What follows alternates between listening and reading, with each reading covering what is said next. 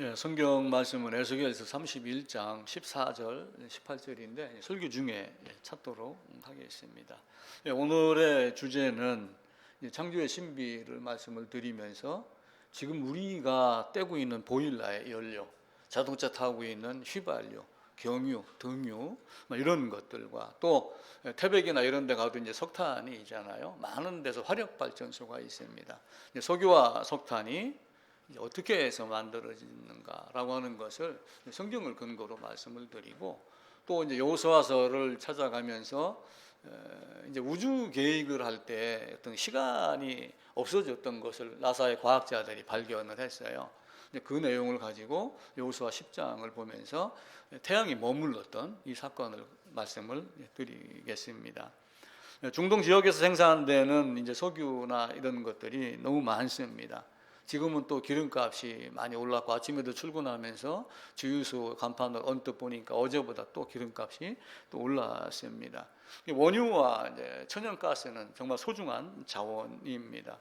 소련 같은 경우는 지금 우크라이나, 유럽하고 이렇게 대립을 하고 있지만, 천연가스를 놓고 공급을 하느냐 안 하느냐를 놓고 유럽을 이렇게 좌지우지하려고 하는 이런 모습들도 있고, 중동의 이제 산유국들도 나름 이렇게 협력을 해서 기름 생산을 많이 하느냐 적게 하느냐, 이걸 가지고 세계 경제에 간섭을 하려고 하고 있습니다. 물론 미국에서도 그렇고 알래스카나 이런 데서도 천연가스가 나기는 납니다.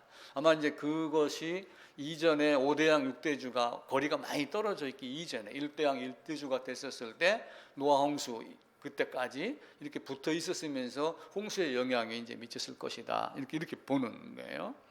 이제 유럽에서는 그래서인지 원자력 발전소를 청정 에너지로 보고 있습니다.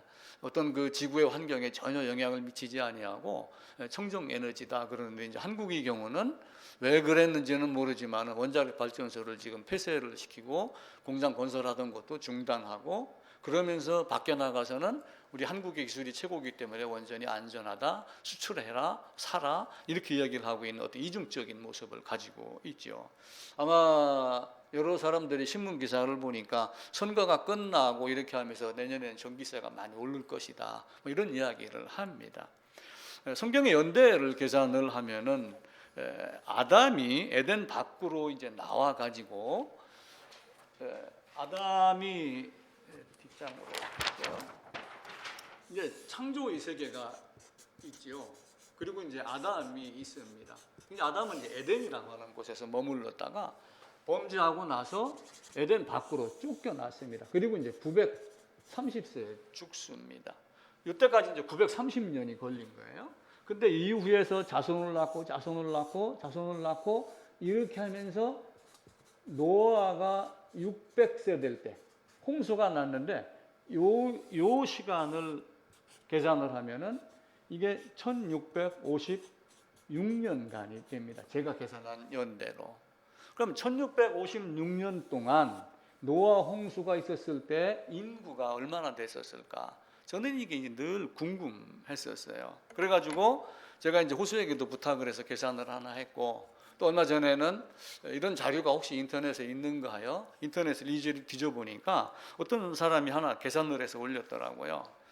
30세에 결혼을 하고 자녀를 3명을 낳고 90세에 죽는 조건을 가지고 1656년간을 계산을 했는데, 이 2명이 30세에 결혼해가지고 73억 명이 되는데 1574년이 걸렸다고 그럽니다. 그러니까 굉장히 1500년, 1600년도 어떻게 73억 명이 돼 그러는데, 이게 이제 계산을 하면은 둘이 결혼해서 또 셋 낳고 또 셋 낳고 이렇게 나가다 기하급수적으로 이렇게 생기거든요.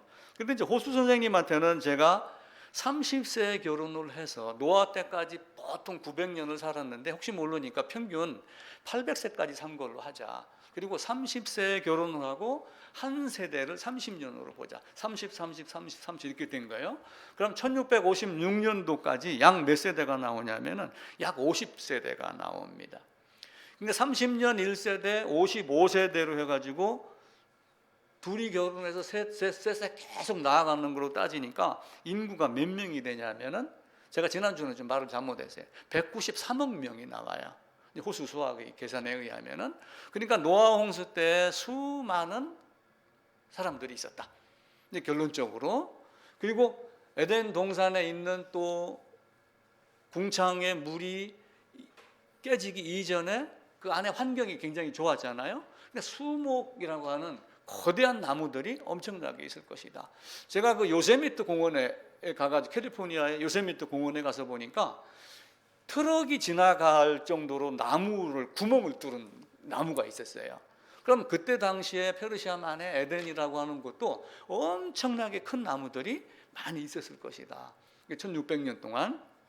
또 그 이전에 아담을 만들기 이전에 창조의 기간이 몇 년인지는 아무도 모릅니다.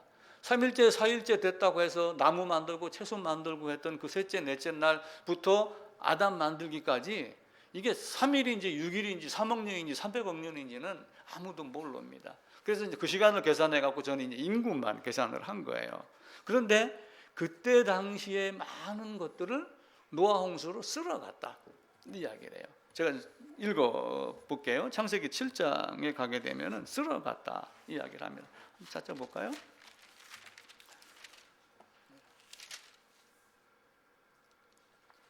창세기 7장 20절부터입니다. 물이 불어서 15규빗이나 오르니, 그러니까 한 6.75m, 7m 정도가 천하의 높은 산보다 약 한 15규빗 더 올라간 거예요. 그리고 이제 23절입니다. 지면의 모든 생물을 쓸어버리니 곧 사람과 가축과 기는 것과 공중의 새까지라. 이들은 땅에서 쓸어버림을 당하였으되 오직 노아와 그와 함께 방주에 있던 자들만 남았더라. 그래서 그 후에 보게 되면은 호흡 있는 모든 것들은 다 죽었더라. 물이 다 잠기면서 많은 것들을 다 쓸어갔더라. 근데 어디로 쓸어갔을까라고 하는 거예요. 어디로 쓸어갔을 것 같아요?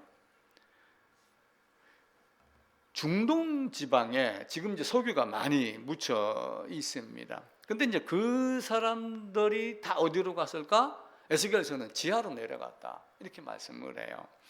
왜 8명만 태웠을까는 제가 말씀을 드렸어요. 하나님이 8명을 계산했기 때문에, 계획했기 때문에 8명만 태웠다. 만약에 내가 5만 명을 계획을 했는데 따져보니까 8명밖에 안 됐다? 그러다 방주를 그럼 왜 그렇게 만들었을까요?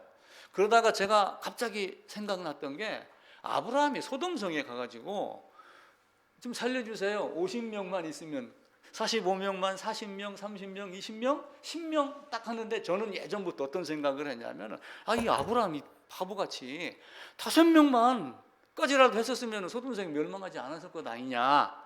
제가 이제 그 생각을 많이 했었는데, 이 노아의 8명을 생각을 하면서 거기다가 접목을 시키니까 10명까지요? 10명만 있으면 이렇게 하다가 아마 노아가 뒤통수를 딱 쳤을 거예요. 하나님의 계획이 인원이라면은 내가 인원에 대해서 물을 것이 없다. 아마 이렇게 생각했을지 몰라요. 아브라함은 더 이상 묻지 아니하고 소돔에 있는 그 롯의 식구들만 끄집어냈고, 노아의 방주에는 노아의 식구 8명만 끄집어냈습니다. 이 원유가 어디서 많이 나와요? 지금 거의 중동입니다. 우리나라도 저 뭐 울산 앞바다, 뭐 포항 앞바다에 뭐 가스가 있니 없니 그러지만은 있을지 없을지는 모르죠. 개발하는 돈이 더 많이 들어가기 때문에 안 할 수도 있고 그렇습니다. 근데 창세기 2장에 보면은 4개의 강이 나와요. 비손, 기혼, 그리고 그 티그리스 강, 히데겔이라고 하는 것하고, 그리고 유프라테스 강이 나와요. 근데 지금 그 히데겔은 티그리스라고 이야기를 해요. 그리고 유프라테스 강은 지금도 존재를 해요.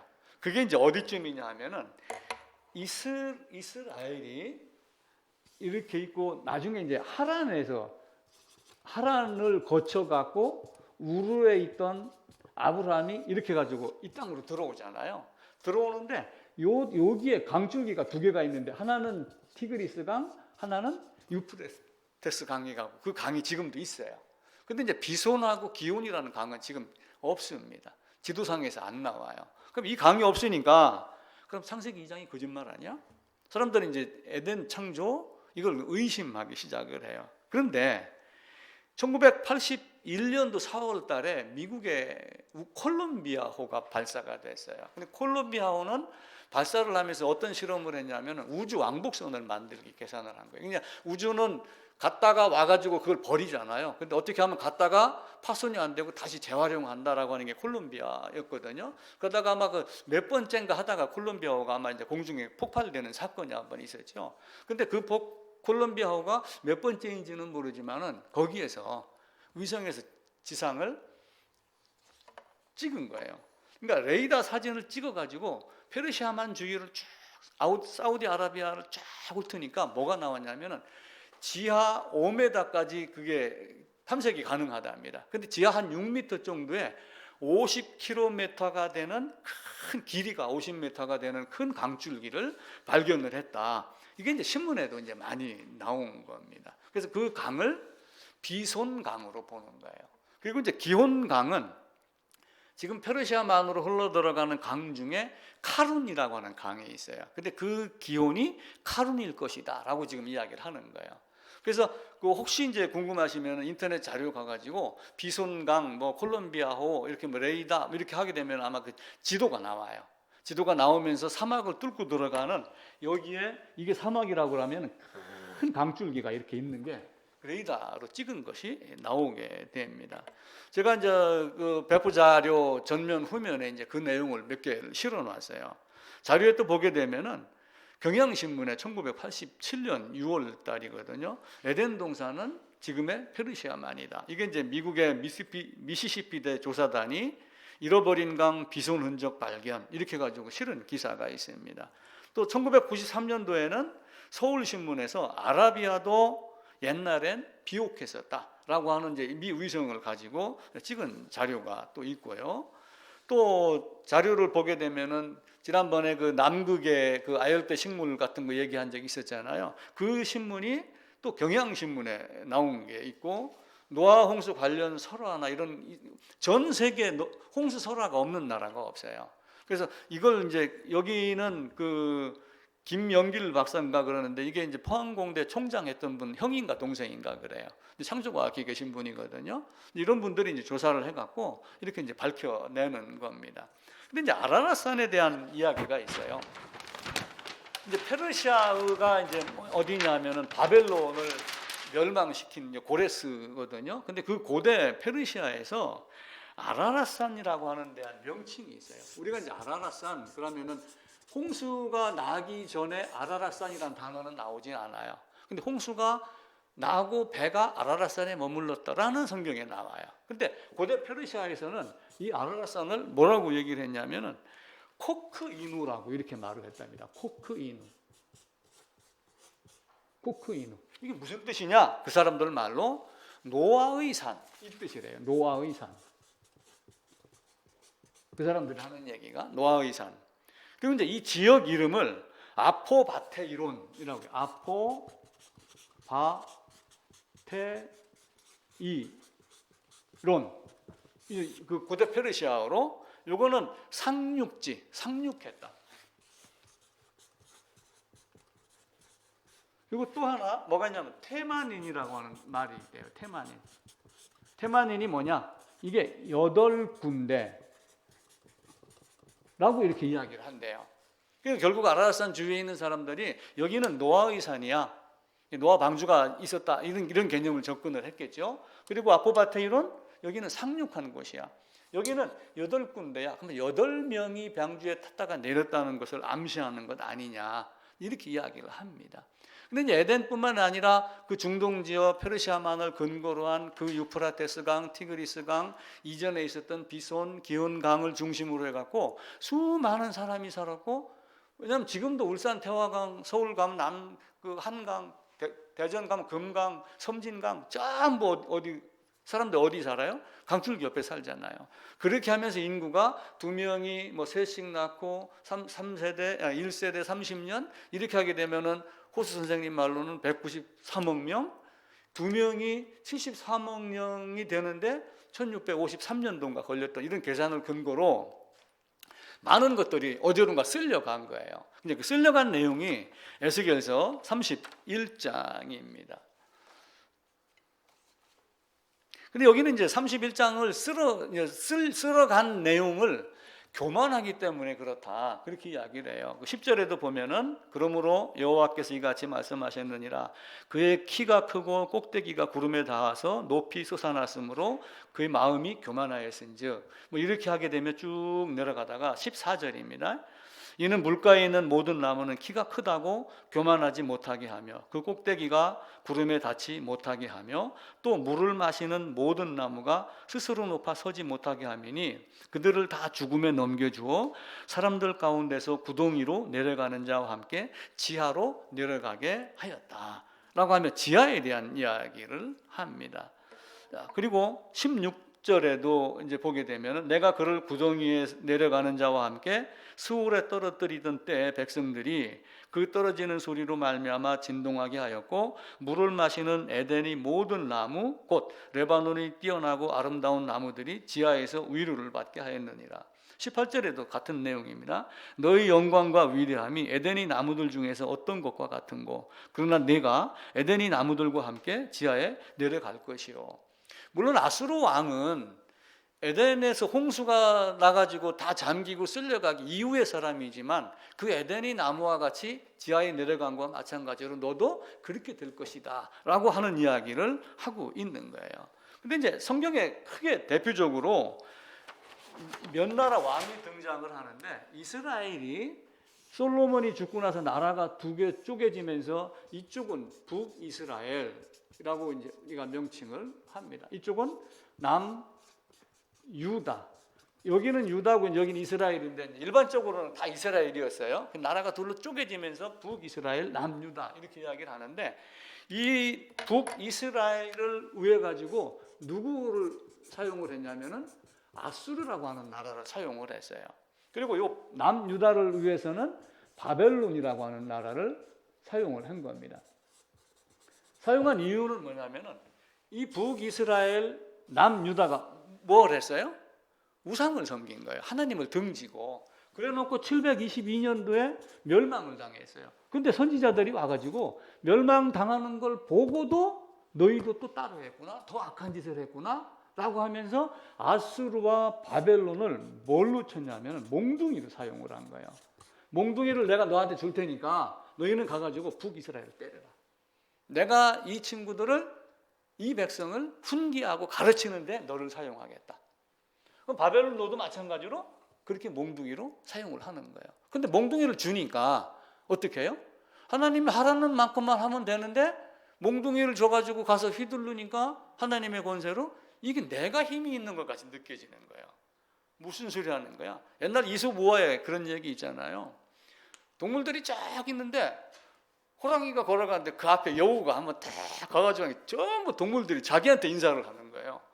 그래갖고 내가 말이야 이렇게 딱 뻐기고 있는데 아주 가만히 보니까 뒤에 호랑이가 따라오는 거예요. 호랑이 보고 절을 한 거지 나를 보고 절을 한 건 아니거든요. 근데 아수르는 내가 높아서, 내가 교만해서, 내가 힘이 있어서 이렇게 하며 하나님께 도전을 했어요. 그래가지고 내가 너희를 쓸어버리겠다, 지하로 내려가게 하겠다, 이렇게 하면서 에덴을 비유를 드렸습니다. 하나님은 우리도 마찬가지예요. 너 목사로 세워서 그럼 너 뭐 하라는 거야? 너 겸손하게 하나님 말씀 전하고 다른 거 하지 마. 한 명이든 두 명이든 신경 쓰지 마. 그건 내가 할 일이야. 8명을 구했던 10명 이하를 구했던 소돔성에서 그건 하나님 내 권세지 네가 안타까워하는 건 아니야. 그걸 안다면 사실은 아무것도 아닌 거예요. 근데 사람들이 커지고 많아지고 그러면은 전부 높아지기 시작을 해요. 묘합니다, 사람들이. 그래서 아수르는 이런 많은 것들을 겪으면서 자기 교만 때문에 하나님이.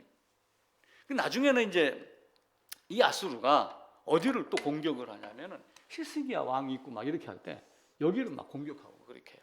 그러다 결국은 이 바벨론이 아수르를 없애고 이게 하고 난 이후에 그리고 바벨론이 남유다도 공격을 하고 그렇게 합니다. 이사야서로 한번 가보겠습니다. 그 앞으로 가셔가지고 이사야, 에레미야 그러죠. 이사야 10장입니다.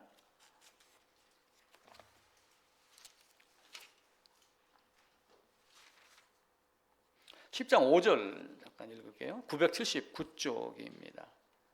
10장 5절 아수르 사람은 화 있을진저 그는 내 진노의 막대기요 그 손의 몽둥이는 내 분노라. 그러니까 아수르에게 힘을 줘가지고 권세를 주고 총칼을 준 거는 내가 너에게 준 것인데, 그 뭐예요? 6절에 내가 그를 보내어, 내가 아수르를 보내어 경건하지 아니한 나라를 치게 하며 내가 그에게 명령하여 나를 노하게 한 백성을 쳐서 탈취하며 노락하게 하며 그들을 길거리에 진흙같이 질박게 하려니와. 질박힘을 받은 나라가 어디예요? 남유다 포로로 끌려갔잖아요. 아수르 그렇게 해서 멸망했잖아요. 그 임무를 준 거예요, 아수르하고 바벨론에게. 그런데 7절에 보면은 그의 뜻은 이같이 아니하며 그의 마음의 생각도 이같이 아니하고 다만 그의 마음은 허다한 나라를 파괴하며 멸절하려 하는구나. 조금 주고 힘을 주니까 이게 완전하게 세상을 자기 걸로 만들려고 그렇게 하는 거예요. 그러면서 이 아수르가 어떤 말을 했냐면은, 자 앞으로 가셔갖고 열왕기 하로 갈게요. 열왕기 하 18장입니다.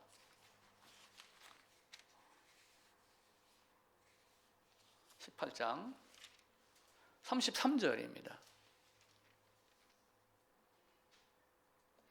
이제 33절인데 9절을 먼저 볼게요. 18장 9절을 히스기야 왕 제4년 곧 이스라엘의 왕 엘라의 아들 호세아 7년에 아수르의 왕 살마네셀이 사마리아로 올라와서 에워쌌더라. 그러니까 이스라엘 역사를 기록을 할 때는 이렇게 기록을 해요. 어떤 왕이 있는데 요쪽 왕 즉위한 지 몇 년도에 이쪽의 왕이 어떻게 됐더라. 요쪽 왕 몇 년도에 요쪽 왕 누구가 이렇게 됐더라. 서로 상대방의 연대를 끌어다가 써요. 그래가지고 이 한쪽의 연대를 보면서 이게 이 역사적 사실임을 또 증거를 하거든요. 근데 이들이 히스기야 왕 해갖고 들어옵니다. 3년 후에 10절입니다. 그 성읍이 함락되니 곧 히스기야 왕이 제 6년이요 이스라엘 왕 호세아의 제 9년. 그러니까 호세아라는 왕이 여기 있었을 때 요 호세아가 통치한 지 9년째, 그리고 요 때는 히스기야가 통치한 지 6년째. 이렇게 이제 연결을 져요. 이때 북이스라엘이 멸망됐다. 멸망됐으면 어떻게 해요? 멸망하고 나니까 이게 좀 기분이 더 업된 거예요. 이 나라 쳐서 멸망시켰어? 그럼 내가 이 나라도 해야지. 근데 사실은 이 나라는 누구한테 맡겼냐면 바벨론한테 맡긴 거예요, 하나님이. 바벨론한테 맡기고 너 아니야, 바벨론이야. 나중에 바벨론이 아수르가 없어지고 바벨론이 들어와요. 근데 요때 무슨 얘기를 하냐면 히스기야 왕 제14년에 그렇게 하면서 히스기야 왕 제4년이네, 6년이 아니고 4년째 그래 됐다가 10년 뒤에 14년에 아수르 왕이 또 공격을 합니다. 왜냐하면 만만하거든요. 만만하고 했으니까 너희들도 같은 민족 아니야? 내가 가서 쳐부수겠어. 근데 하나님의 몽둥이는 가라고 했을 때 가야 되고 멈추라고 했을 때 멈춰야지 되는데 들어온 거예요. 들어와가지고 히스기야한테 이렇게 이야기를 했어요. 13절입니다. 히스기야 왕 제14년에 아수르의 왕 사네립이 올라와서 유다 모든 견고한 성읍들을 쳐서 점령하며, 자 그러면은 히스기야 왕은 대항해서 싸워야 돼요? 싸우지 않아야지 돼요?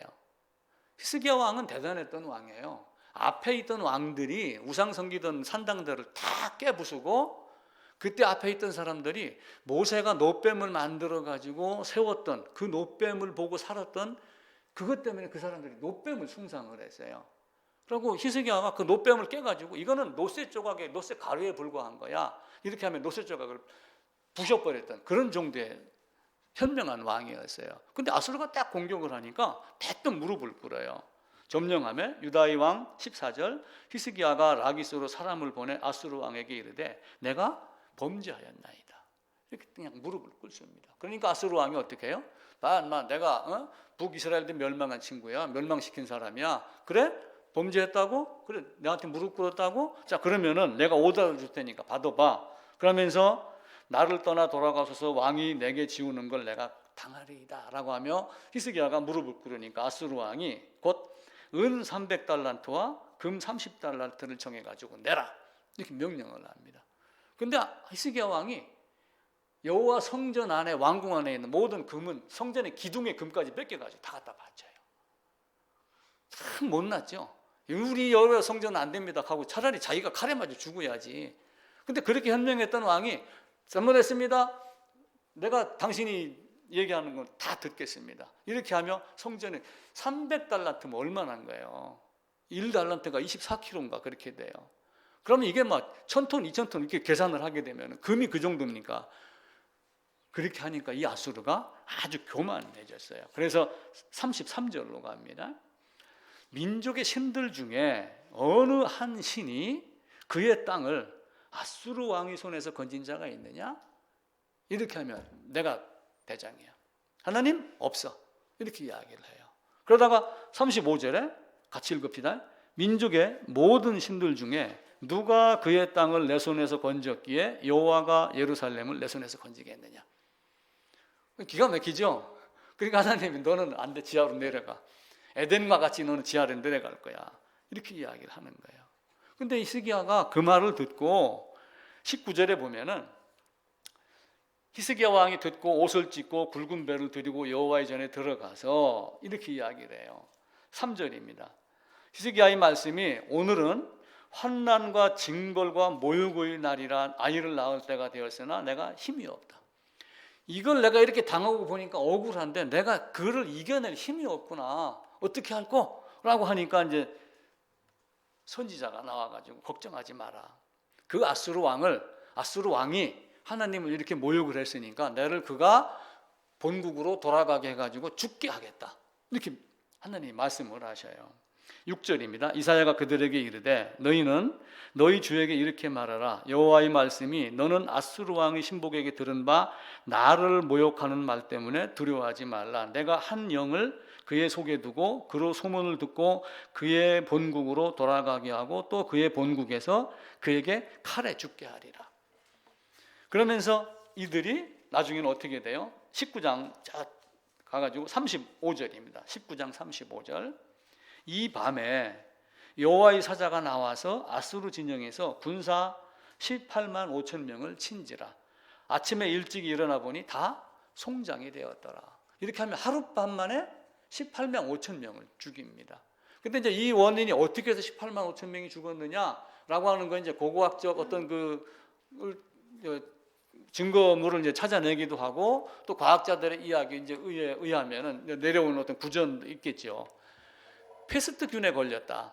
페스트 쥐가 옮기는 페스트균에 걸려갖고 하룻밤 사이에 다 몰살했다. 그리고 또 한편으로는 그 쥐들이 그들이 가지고 있는 활, 또 무기 이걸 다 쏟았다. 갉아먹었다. 갉아서 부러뜨렸다. 이렇게 이야기를 합니다. 그래놓고 그가 돌아가요. 36절에 보면은 아수르 왕 사네립이 떠나 돌아가서 니느웨에 거주하더니 그가 그의 신 니스록의 신전에서 경배할 때 아드람멜렉과 사레셀이 그를 칼로 쳐 죽이고 아라라 땅으로 그들이 도망하며 그 아들 에살핫돈이 대신하여 왕이 되니라. 그러니까 아수르의 마지막은 여호와가 나를 구해? 여호와가 나를 이길 수 있어? 이렇게 여호와가 내 손에서 이스라엘을 남유다를 빼낼 수 있어? 이렇게 교만을 부리다가 결국은 그가 돌아가서 죽는 장면이 나와요. 근데 이게 이제 그 신하 이 아드람 메셀과 사레셀이 누군가는 정확하지는 몰라요. 근데 역사가 요세푸스에 의하면은 그의 큰 아들이 아버지를 죽였다고 그래요. 왕권 때문에. 아버지가 이제 위세가 18명 5천 명이 죽이고 빈손으로 돌아왔으니까 백성들이 에이 저 왕은 뭐 약한 왕 뭐 이렇게 했겠죠. 그러니까 큰 아들이 아버지 왕을 죽이고 자기가 왕이 되는 거예요. 이런 장면이 나오게 됩니다. 네가 누구를 꾸짖었고 네가 누굴 비방하였느냐. 너는 이렇게 될 것이다 라고 하며 그는 결국 지하로 내려가는 그런 신세가 됩니다. 그 아수르 왕을 통해서 세상에 교만한 자를 꺾었듯이 에덴 동산에 있던 노아 홍수 시대에 수많은 의로운 자 8명을 제외한 수많은 교만한 자들도 다 어디로 내려갔냐면은 홍수의 물에 쓸어내려서 쓸림을 받아갖고 지하로 내려갔다. 그게 원유가 됐다. 이제 일반적인 학설입니다. 근데 원유가 되는 것은 주로 동물, 우리도 이제 사람도 동물이에요.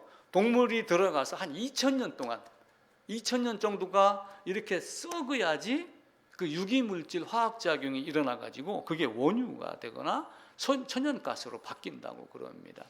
그래서 가끔 보면 어떤 거 진흙탕 같은 데도 논 같은 데 막 파다 보면 안에 그 시커먼 거 이렇게 막 나오고 하는 거 있잖아요. 아마 그게 이제 그런 것들이 있을 거예요. 어제 제가 한국 기행을 보는데 그 이제 일주일치를 몰아서 토요일에 보여줘요. 한국식 근데 얼음이 얼었어요. 거기가 어딘가는 잘 모르겠는데 그 친구가 가가지고 쇠를 갖고 가가지고 얼음을 툭툭툭툭 찔러요. 깨요. 근데 거기다 구멍을 내가지고 라이터불을 탁 켜니까 거기서 불이 팍 올라와요. 얼음에서. 그러니까 이제 PD가 깜짝 놀라는 거예요. 아니 어떻게 해서 얼음에서 나오느냐 그랬더니 그 양반 하는 얘기가 이 밑에 낙엽이 많이 있어갖고 썩어서 얼음이 없을 때는 공중으로 날아가는데 얼음이 갇혀있기 때문에 고여있다가 뚫어서 불을 붙이니까 불이 붙습니다. 근데 이제 하나씩 붙는 건 아니죠. 낙엽의 양이 있으니까. 그런 정도로 나무도 내려가가지고 지열, 묻혀있으니까 지압이 있고 지열이 있는 것 때문에 이게 굳어지면서 퇴적이 돼가지고 석탄으로 바뀌는 거예요. 그러니까 우리가 지금 타고 다니는 자동차의 연료는 사실은 우리 조상들의 살과 뼈예요. 뭔지는 모르지만 코끼리든 악어든 뭐든 모든 동물들이 썩어서 된 그거. 그래서 그 원료를 갖고 와가지고 정제하고 울산 정유공장이나 이런 데서 그 뭐 만들고 이렇게 아주 등급불로 등유, 경유, 휘발유 이렇게 만들어내잖아요. 그러니 우리가 이제 바로 그 이야기를 하는 거예요. 근데 하나님이 에덴 동산을 어디다가 뒀냐 하면은 에덴 동산의 위치가 동방의 에덴에 그래요. 동방의 에덴. 자, 이스라엘을 놓고 봤었을 때 이스라엘이 여기에 이렇게 있습니다. 이렇게 있고 이쪽에 이제 뭐 사우디아라비아, 뭐 이라크, 쭉 이란 이쪽에 다 있어요. 근데 이제 이쪽에 페르시아만이라고 하는 곳이 있는데 페르시아만 여기에 이제 우루가 있고 여기에 이제 하란이 있단 말이에요. 근데 에덴 동산의 위치를 이쪽 어딘가를 보는 거예요. 사람들은 여기다 이렇게 둘 중에 한 개로 보는데 뭐 여기면 어떻습니까? 우리는 이제 그걸 보는 거예요. 근데 성경에는 동방의 에덴에 그러니까 동방의 에덴에라고 하는 의미는 무슨 얘기냐면은 동방의 에덴에 동방 이게 무슨 뜻이겠어요? 여기서 보기에 동쪽에 이 뜻이에요. 동쪽 방향에 이게 동방이에요. 동쪽 방향에. 자, 에덴이 세상의 중심이 어디일까요? 우리나라 국토 중심이 어디예요? 양구하고 어디하고 싸웁니다. 그 양구 가다 보면은 우리 양구는 국토 중앙의 지역입니다. 뭐 해가지고 이제 선교센터도 뭐 양구다 세워야지 됩니다. 뭐 이런 얘기들도 많이 하고 그래요. 근데 우주의 중심은 지구의 중심은 어디예요? 이거 학자들이 연구한 거예요. 그 뒤에 이제 나중에 설명드립니다. 이스라엘이에요. 이스라엘. 쉽게 얘기하면 성경이 얘기하는 세상의 중심. 이스라엘에서 바라보기에 동쪽에다가 에덴을 창설했다. 이게 성경이 이야기하는 바예요. 자, 창세기 2장 8절에 가면은 여호와 하나님이 동방의 에덴의 동산을 창설하시고 그 지은 사람을 거기 두니라. 이렇게 된 거예요. 근데 이 성경은 누가 썼어요? 창세기 모세오경은 누가 썼어요? 모세가 쓴 거예요. 근데 모세가 창조 때 있었던 사람은 아니에요. 근데 출애굽해가지고 나이가 80이 돼서 120 죽는 그 40년 상간에 이전부터 내려왔던 구전, 전승 이런 모든 것들을 참조해서 창세기를 기록을 하고 출애굽부터는 자기가 적은 거란 말이에요. 아브라함 시대에 있었나요? 없었잖아요. 차이가 있잖아요. 그럼 1446년도에 출애굽을 시켰는데 아브라함은 2166년 사람이니까 벌써 700년 차이가 있잖아요. 구전 전승이라는 건 계속 내려옵니다. 기록이 없으면 머리가 비상해져요. 컴퓨터가 없었을 때, 이 내비게이션이 없었을 때 저는 지도만 보고 찾아가고 노래방 기기가 나오기 전에는 세상 공목을 다 알았는데 지금은 다 필요가 없어요. 다 있기 때문에. 근데 그 전에 그게 없었다면 암기하는 능력이 엄청나요. 구전 전승을 우리가 그거 이렇게 얘기할 게 아니에요. 그렇게 하면서 그들이 만들어내는 거예요. 동방의 에덴의 동산을 창설하시고 라고 하면 동방이 가나안 땅. 하나님이 모세에게 여기 이제 모세가 여기 들어가게 되면 예루살렘에 이제 뭐가 있어요? 성막이 있잖아요. 성막 문으로 들어갑니다. 그럼 번제단이 있고 성소가 있고 지성소가 있어요. 그럼 이스라엘의 중심은 어디예요? 로마 교황은 지구의 중심은 로마다. 로마의 중심은 교황청이다. 교황청의 중심은 교황이다. 이렇게 하면 내가 이렇게 하면서 사실은 천동설에 대한 이야기를 더 힘을 실어준 거예요. 근데 우리가 알고 있기로는 이스라엘의 중심은 예루살렘이에요. 지도상으로 뭐 재서 그런 의미가 아니잖아요. 예루살렘의 중심은 성전이에요. 성전의 중심은 지성소예요. 지성소의 중심은 요 안에 있는 뭐예요? 속죄소. 속죄소는 누가 있는 거예요? 하나님이 내가 너와 만날 거. 속죄소의 피는 누구의 피예요? 우리 주님의 피예요. 그러니까 하나님이 예수님이 세상의 중심인 거예요. 쉽게 얘기를 하면은. 그런데 이제 사람들은 물리적 거리만 놓고 보는 거예요. 중국 같은 경우는 어떻게 해요? 중화사상. 그러면서 모든 것이 중국에서 다 문하고 뭐고 피어나갖고 전 세계로 뻗쳤다. 이게 중화사상이에요. 그러니까 요번에 그 베이징 올림픽 할 때 문제가 생겼잖아요. 그들의 소수민족 중에 한 사람이 한복을 입고 나왔어요. 그러면서 한복도 중국 거다. 뭐 김치도 중국 거다. 그러면서 전부 중국에서 나왔다. 이렇게 우기고 있어요. 나중에 세상의 세계사가 발전을 하면서 이제 영국이 해상을 주름 잡으면 영국이 세계 최강국이 됐어요. 그렇게 하다가 보니까 이스라엘이 있는 이쪽뿐만이 아니라 그때 당시는 이렇게 있고 이쪽에 영국이잖아요. 대영 제국에서 바라봤을 때 유럽은 근동이 되는 거예요. 대영 제국에서 바라봤을 때 이스라엘이나 이쪽은 중동이 되는 거예요. 또 여기서 바라봤을 때 이쪽은 어떻게 돼요? 한국은 극동이 되는 거예요. 극동. 아주 멀리 있는, 여긴 미들이고 여긴 니오고 이렇게 바뀌는 거예요. 이때는 대영 제국을 중심으로 했는데 성경에서는 세상의 중심이 예루살렘이다 이야기를 해요. 근데 실제로 지구의 중심이라고 하는 그 지질학자는 지구의 중심이라는 이론이 있어요. 근데 그걸 가지고 하게 되면은 이스라엘이 여기인데 터키 여기 어디에 앙카라라고 하는 도시가 있답니다. 요 근방이 모든 여기서 어딜 가든 최단거리로 갈 수 있는 가장 중심적인 무게가 여기에 다 있다고 그래요. 근데 모세는 어디를 봤냐면은 이스라엘로 본 거예요. 이스라엘로 본 거는 성경이 그렇게 말하기 때문에 그렇게 말합니다. 에스겔서로 다시 돌아갈게요. 에스겔서 38장입니다.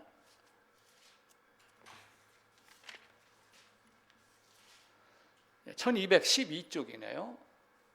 에스겔 38장 12절입니다. 38장 12절.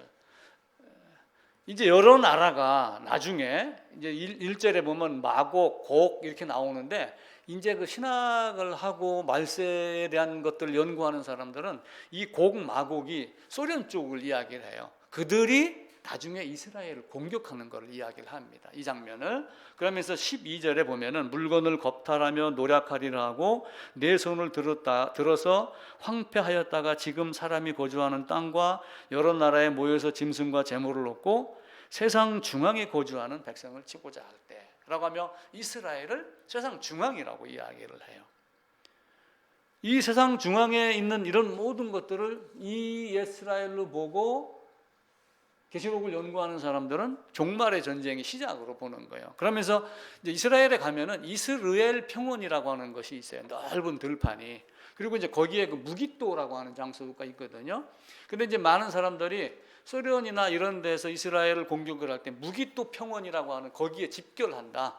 이런 이야기를 합니다. 그 무깃도라고 하는 장소를 이야기를 합니다. 그래서 그 배포자리 뒷면에 보면은 제일 하단 오른쪽인가 그 제가 사각형으로 지도가 나와 있는 게 있어요. 그 나중에 대교에 가서 한번 보시면은 됩니다. 그래서 이 지오그래피칼이라고 하는 거기서는 지리의 중심, 지도의 중심이라고 하는 해가지고 아까 얘기를 드렸던 대로 양구하고 연천하고는 대한민국의 중심이다. 서로 이제 다투고 그래요. 그리고 지명이 아까 이제 아라라산에 대한 지명도 말씀을 드렸는데 우리나라도 제가 그걸 검색을 하다가 못 찾았어요. 우리나라도 어떤 지명을 보면은 그 지명 안에 뭐 홍수가 있었다, 뭐가 있었다 이렇게 발견되는 게 있어요. 그 지명의 이름의 의미를 가지고. 근데 이제 지구의 중심이라고 하는 이걸 놓고 이제 사람들은 양구가 대한민국의 중심이다. 지구의 중심은 나다. 천상천하 유아독존이다. 아수르 왕같이 내가 세상의 최고다. 단지 몽둥이로 사용했을 뿐인데 그렇게 교만하고 그럽니다. 그래서 그들을 어떻게 해요? 지하로 쓸어 내려가서 2000년뿐만 아니라 오랜 시간 동안 원유와 천연가스, 석탄이 되게 했다. 이게 이제 제가 본 성경의 내용입니다. 또 하나는 이제 없어진 하루예요.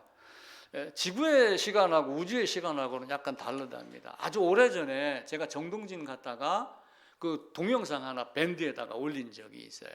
그 찍어가지고 거기 뭐냐면은 우주에 가게 되면은 이게 우주의 속도하고 중력이 여기하고 달라가지고 시간의 길이가 달라진답니다. 이제 우주를 나가려고 하는 사람은 우주의 천체가 움직이는 이 거리, 시간, 위치 이런 거를, 왜냐하면 지구가 어떻게 돼요? 이 지구가 공전하는 지구가 10만 9천 킬로미터예요. 태양이 있으면은 태양 주위를 지구가 돌아가는데 이게 10만 9천 킬로미터 속도로 날아가요. 우리가 상상도 못하죠. 엄청난 속도로 여기를 돌아요. 그럼 갔다가 돌아오려면 어떻게 해야 돼요? 이 회전 속도, 여기 달이 움직이는 속도, 뭐 화성이 움직이는 속도, 이걸 다 계산을 해야지 돼요. 근데 이걸 계산을 하려고 역으로 시간을 거꾸로 올라가다 보니까 컴퓨터가 에러가 발생했답니다. 나사에서. 그리고 이게 도저히 이해가 안 된다. 근데 약 하루가 없어졌대요. 그랬는데 이제 거기에 마침 크리스천이 한 사람이 근무를 해가지고, 야, 내가 보니까 성경에 여호수아 시대에 하루 종일, 거의 종일토록 태양이 멈췄던 기록이 있다. 그 이야기를 한 거예요. 그래가지고 그 사람들이 성경을 찾아본 게 어디냐면은 여호수아서 10장입니다. 찾아보겠습니다.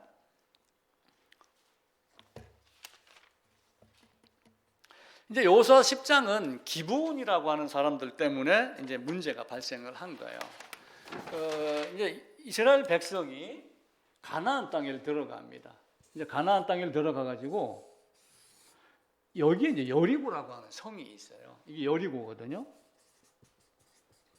여리고인데 여리고 성이 이스라엘의 가나안 땅 입성했을 때 첫 번째 성이에요. 여기서 누구를 구해내냐면은 라합을 구해냈어요.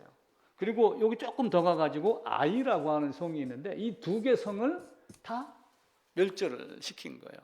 그런데 이제 기브온이라고 하는 족속이 이 이야기를 들은 거예요. 이 이야기를 듣고 여호와 하나님에 대한 두려움이 생긴 거예요. 그래가지고 여호수아가 여기 들어가서 정복하는 과정 중에 기브온 족속이 여호수아에게 가가지고 우리 좀 살려달라, 우리를 좀 보호해달라. 근데 그냥 멀쩡하게 간 게 아니라 떡도 일부러 곰팡이를 슬기하고 옷도 막 찢어가지고 막 흙바닥에다 이렇게 비비고 그럼 우리 청바지도 막 떨어뜨려서 입잖아요.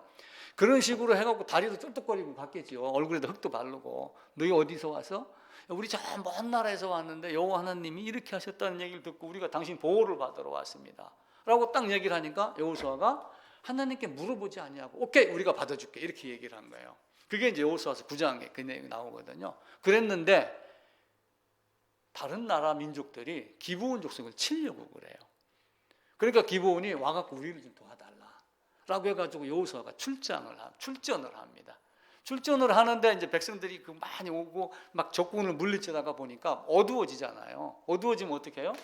저걸 뭐 지금도 헬기도 산불 나도 밤에 되면 철수해요. 지상에서만 하고 빛이 없으니까. 그때 여호수아가 하나님께 묻지도 아니하고 그냥 기도는 했겠죠. 하나님, 내가 이렇게 일 저질릅니다 해놓고 바로 여호수아가 하늘을 향해서 외쳐요. 태양아, 기브온 위에 머물러라.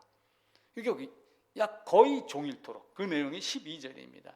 여호와께서 아모리 사람을 이스라엘 자손에게 넘겨주시던 날에 여호수아가 여호와께 아뢰어 이스라엘 목전에서 이르되 태양아, 너는 기브온 위에 머무르라. 달아, 너도 아얀 골짜기에 그리할지어다. 태양이 머물고 달이 멈추기를 백성이 그 대적에게 원수를 갚기까지 하였느니라. 야살의 책에 태양이 중천에 머물러서 거의 종일토록 속히 내려가지 아니하였다. 하나님이 명령한 게 아니라 여호수아가 그렇게 한 거예요. 그래가지고 4절에 보면은 여호와께서 사람의 목소리를 들으신 이 같은 날은 전무후무하다. 오직 여호수아 말만 한번 딱 들은 거예요. 이런 일이 일어났어요. 근데 거의 종일토록이 얼마인가 이걸 모르잖아요. 하루라고 그랬는데, 근데 열왕기 하에 가면 또 한 번 사건이 일어나요. 열왕기 하 뒤로 가셔가지고 열왕기 하 20장입니다.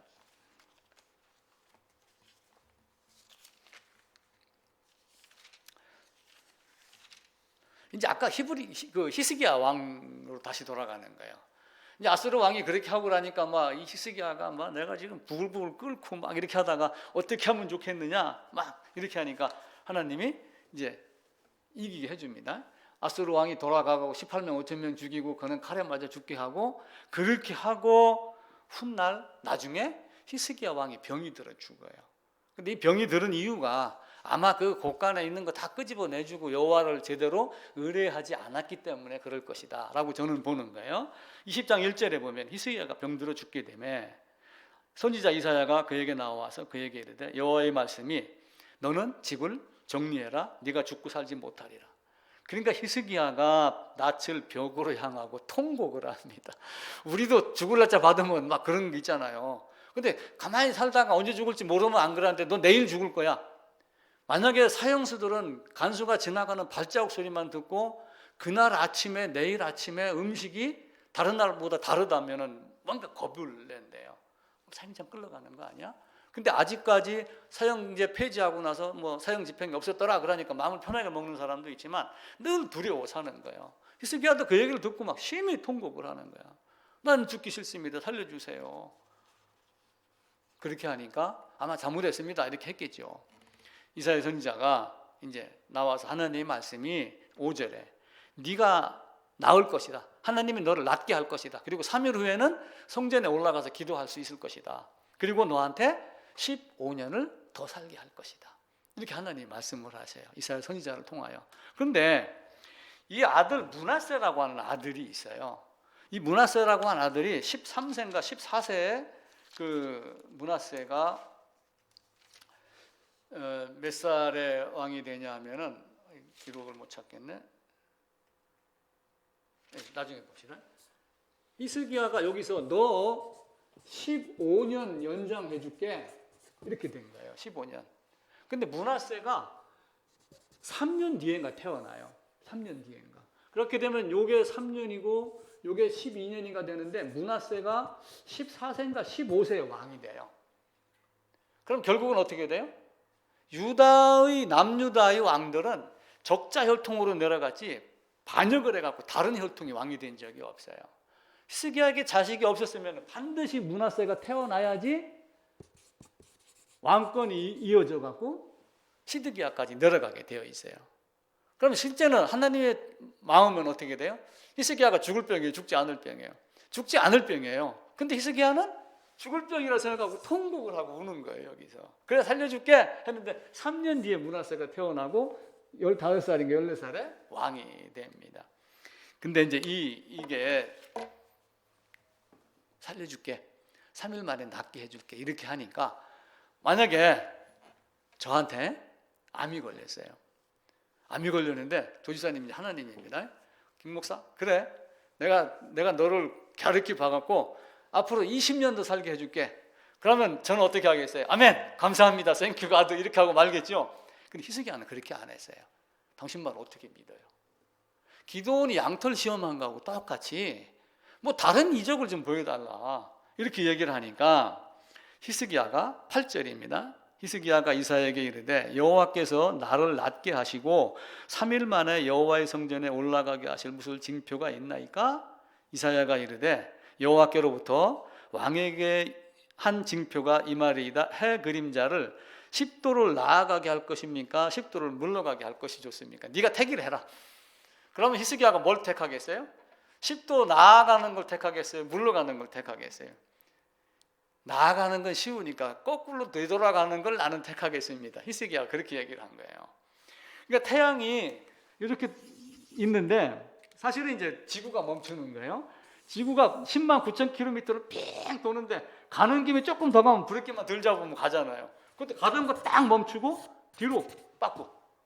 이게 더 어렵지 않습니까? 그럼 뒤로 가게 해주세요. 이게 몇 도냐면 10도예요. 자, 그러면 이 원 둘레가 360도예요. 360도에 10도니까 36분의 1인데 한 하루가 1440분이에요. 24시간이. 36분의 1 곱하기 1440분 그러면 몇 분이 나오냐면 40분이 나와요. 40분. 그러면은 거의 종일 토록은 몇 시간이 돼요? 23시간 20분이 되는 거예요. 그렇게 해서 하루를 맞췄다고 그래요. 그래서 성경 기록이 물론 뭐 억지로 맞춘다 이렇게 생각하는 사람한테는 어쩔 수가 없어요. 근데 우리는 하나님의 말씀의 근거나 존재나 권세나 이게 문제가 아니고 우리에게는 믿음의 문제이지 다른 것이 아니에요. 토마스 아퀴나스나 또 아니면 이병철 씨가 하나님의 존재함을 나한테 증명해봐라 그러지만 그에게 믿음이 없는 걸 우리가 한탄할 뿐이지 아무리 존재 증명을 한다고 해도 우리가 그 존재 증명을 하겠어요? 신앙은 존재 증명이고 하나님의 권세나 이런 문제가 아니라 우리의 믿음의 문제가 되는 겁니다. 그래서 이 히스기야가 뒤로 돌려놔달라?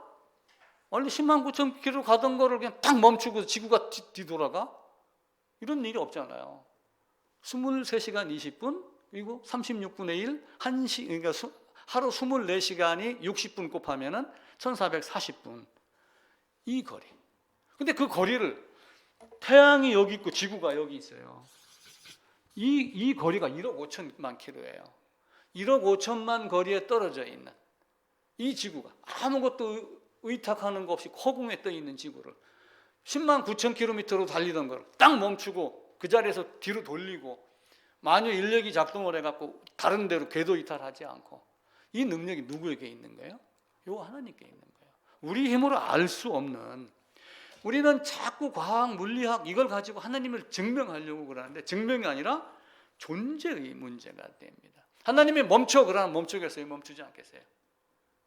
우리는 일반적으로 당시의 문화 풍습을 사용해서 태양이 뜬다 이렇게 말할 뿐이지 실제는 태양이 멈추고 지구는 돌고 그러니까 내가 중심이 되려고 하다가 보니까 지구가 중심이야 하나님도 이거야 이렇게 되는 거예요. 하나님 거부하니까 진화론이 나오는 거예요. 그래서 나중에 마음이 안타까운 사람이 진화론 주장하는 너희들아 알고 보니 너희 말대로 진화가 됐다 할지라도 그 진화의 시초인 원숭이는 병든 원숭이였다 이렇게 하면 조롱을 하는 거예요. 하나님은 모든 것을 하나님이 지으시고 하나님의 뜻대로 움직입니다.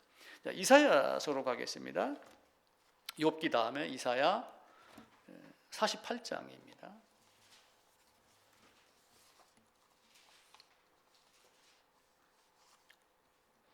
이사야 48장 12, 13절입니다. 1028쪽입니다.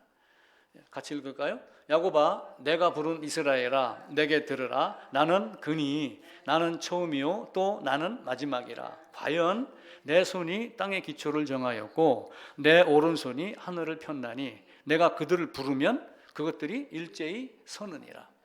일제히 서느니라 라고 하는 이 내용이 뭐냐면은 차렷 기립해가지고 차렷하고 있는 자세 스탠드업 딱 멈추다 이런 뜻이에요. 멈춰 있다 그죠?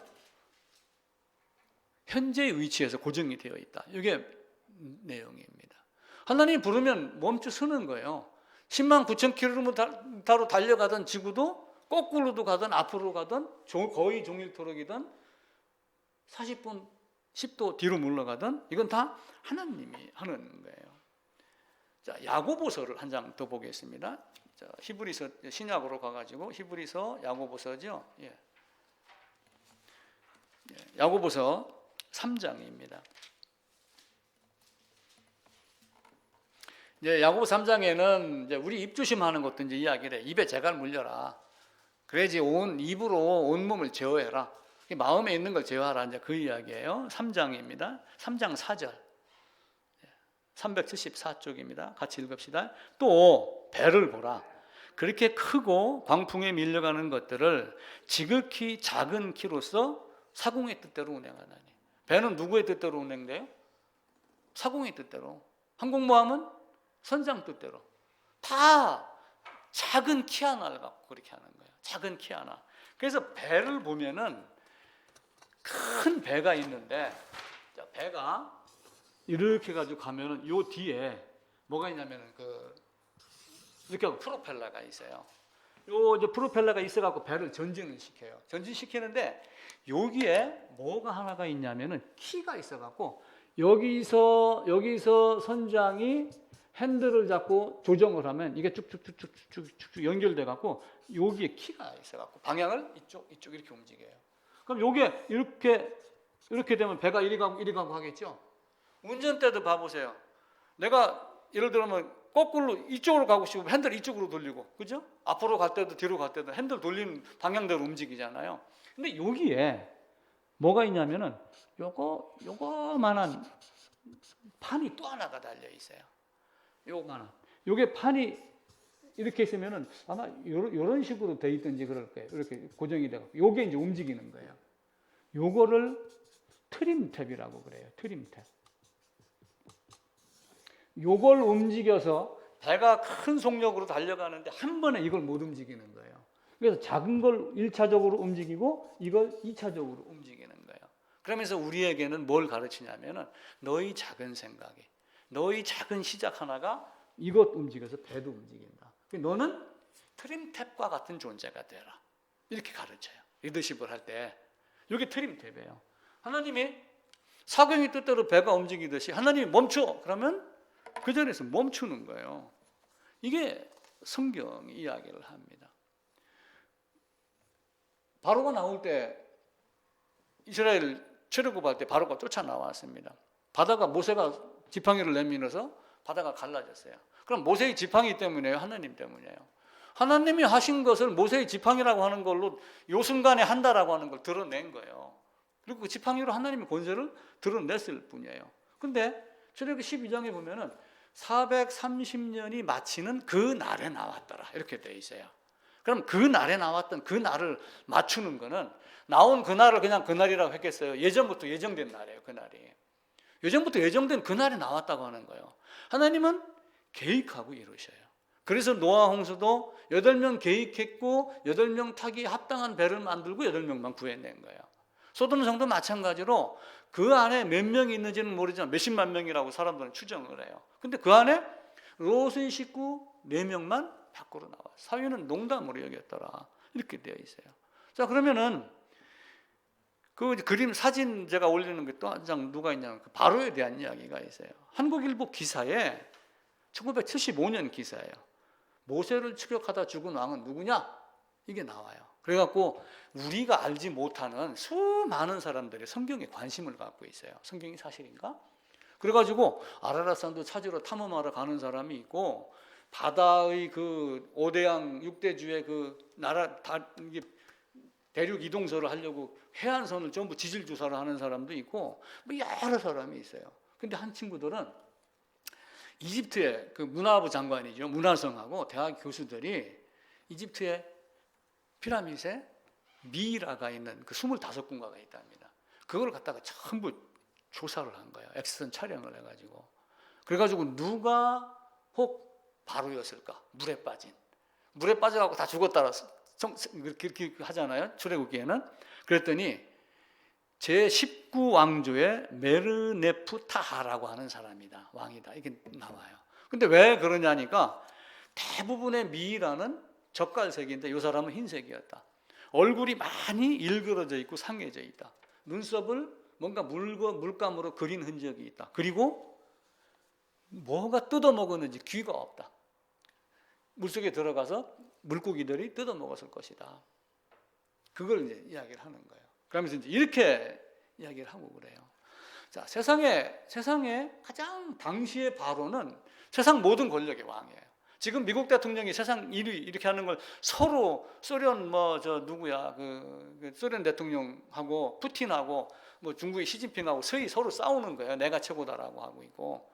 근데 바로는 내가 최고야. 근데 그 권세도 자기 아들 죽는 것도 못 막고 자기 죽음도 막지 못하고 다 죽었습니다. 근데 죽으면서 그들은 살아있을 때 뭘 했냐면은 피라밋을 만들어 놓고 자기가 들어갈 자리를 만들어요. 그럼 피라밋을 이렇게 만들면은 이 안에만 공간이 있겠죠. 여기다가 자기를 미라로 만들었고 관에다가 넣어요. 그리고 생사람을 잡아갖고 여기다가 집어넣습니다.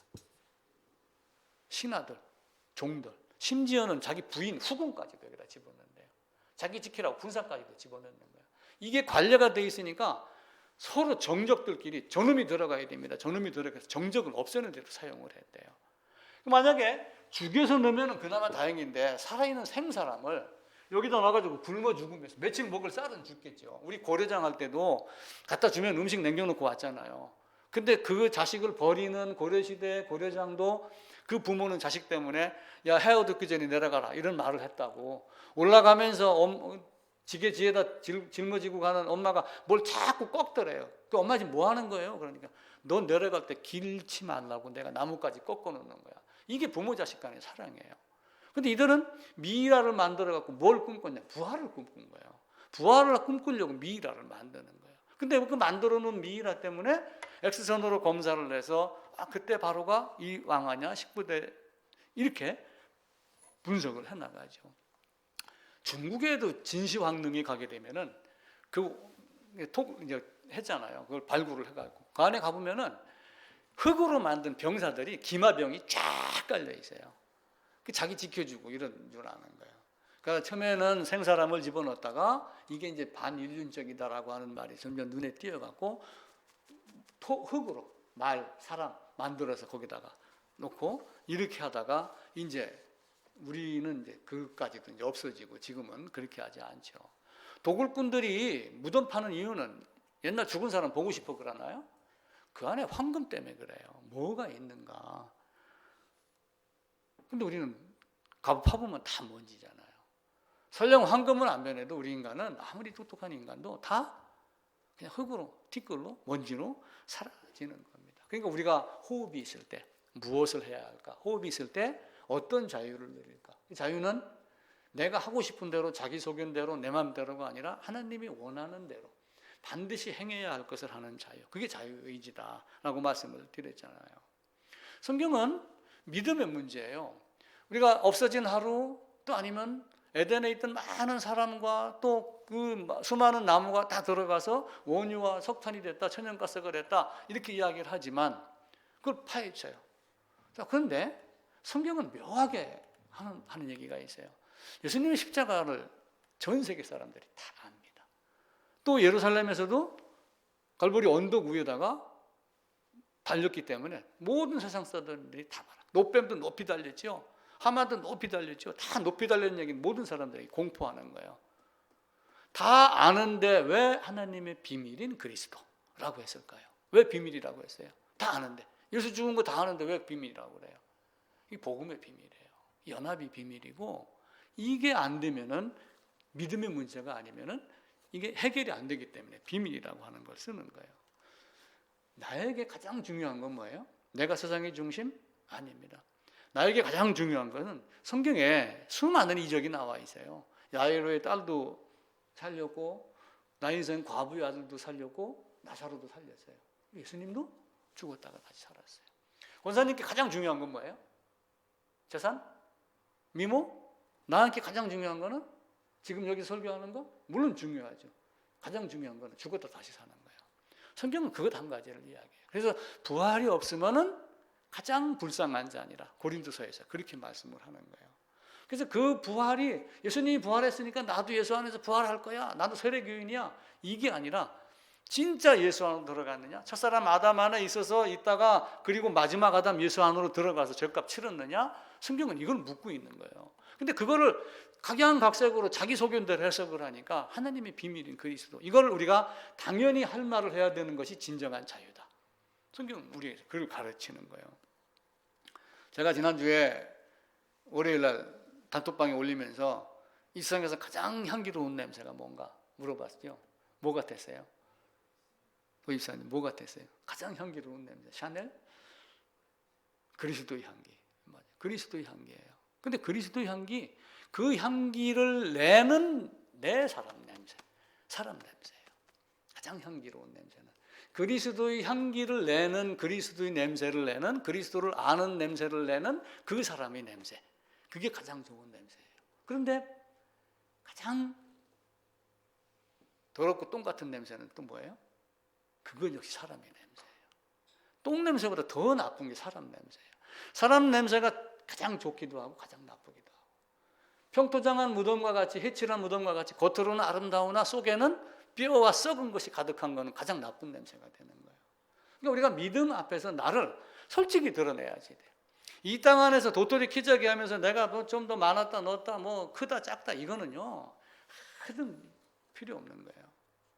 하나님은 우리에게 바르게 살기를 원하고 성경을 더 바르게 알기를 원하고 더 솔직하고 더 정직하고 더 온유한 마음 갖기를 원하는 겁니다. 구름이 떠 있어요 지금. 저 구름 1000년 동안 바라본다고 저게 솜사탕으로 바뀌나요? 종이 비행기 북 띄워가지고 공중에다 매달아 놓으면 1000년 뒤에 보잉 747 비행기가 나오나요? 모래 잡아갖고 확 던지면 총이 돼서 나오는 탱크가 돼서 나와요. 아무것도 되지 않아요. 창조 아니면 해결이 안 됩니다. 근데 사람들은 진화론을 자꾸 만들어요. 정동진 모래시계 갖다 놓고 1000년 지나면 전자시계 되나요? 안 되죠. 근데 아리스토텔레스는 우연 발생설을 만드는 거예요. 우연 발. 모든 것은 우연히 만들어졌다. 진화론 만들잖아요. 진화론은 뭐예요? 하나님을 거부하는 종교 단체가 진화론이에요. 창조를 거부하는 단체. 우연 발생설? 우연 발생설 때문에 파스텔 우유가 나왔어요. 우연 발생설 때문에 우연이 아니다라고 하는 것을 파스테르가 증명을 해낸 거예요. 그래가지고 그 저온 살균인가 해갖고 지금 파스테르 우유가 나온 거예요.